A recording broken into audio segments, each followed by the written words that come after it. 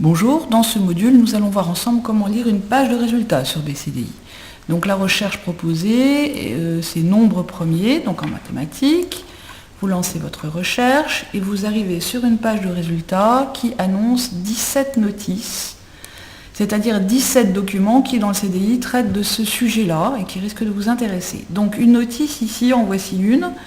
C'est en fait la fiche d'identité du document qui va vous apporter des informations sur son contenu, sur sa disponibilité et sur sa localisation.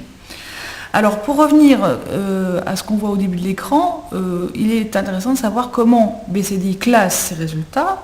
Donc par défaut, vous voyez ici, il les classe par pertinence. Alors qu'est-ce que ça veut dire, classer des résultats par pertinence?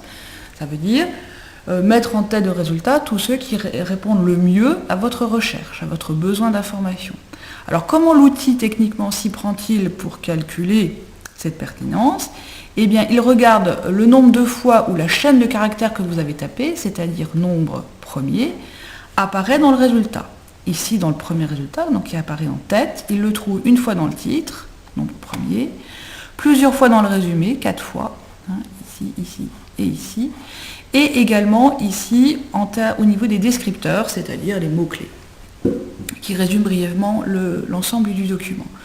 Donc ce résultat est en tête parce qu'il parle 6 fois de nombre premier, et donc on part du principe que s'il y a 6 fois la chaîne de caractères, le document va très vraisemblablement parler de façon intéressante de ce sujet-là.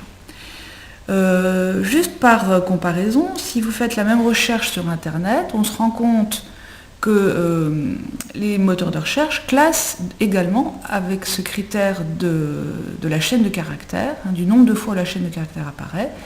Donc il va regarder Google ou d'autres moteurs d'ailleurs dans l'adresse, mais aussi éventuellement dans l'extrait, puisque sur Internet ce sont des extraits qui prennent le terme saisi dans son environnement proche, donc les extraits de la chaîne de caractères que vous avez tapé. Voilà. Pour en revenir à notre page de résultats, donc, vous avez donc 17 documents, vous allez faire du tri dans ces 17 documents, lesquels allez-vous retenir?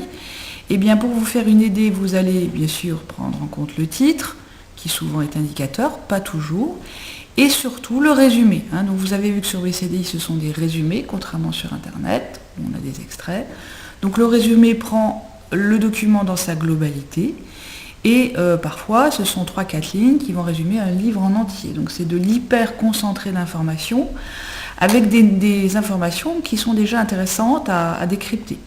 Vous pouvez trouver déjà des informations sur votre sujet, avoir des connaissances, une définition, des exemples, des mathématiciens par exemple ici qui ont travaillé sur le sujet, des théories évoquées. Des sciences mathématiques qui s'y rapportent. Bref, le résumé, c'est déjà un document en soi. Ne vous privez pas de le lire en entier. Une fois que vous avez fait votre tri, en cochant dans le panier tous les documents qui vous intéressent, vous allez récupérer votre panier, et ensuite ici, et ensuite vous pourrez éventuellement même imprimer la bibliographie. Alors bibliographie, je vous rappelle, c'est la liste de tous les documents que vous avez utilisés pour faire votre travail.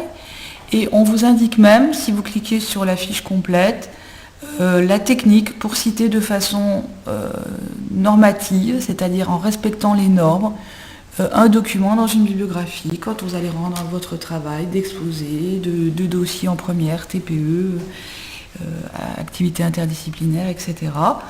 Donc respectez cette forme puisqu'elle existe et qu'on vous donne le modèle. Voilà. Donc ensuite il vous faudra aller chercher les documents, mais ça normalement vous savez faire. Pour ceux éventuellement qui auraient oublié, nous allons concevoir un petit module pour vous rappeler tout ça. Voilà, et bien à bientôt.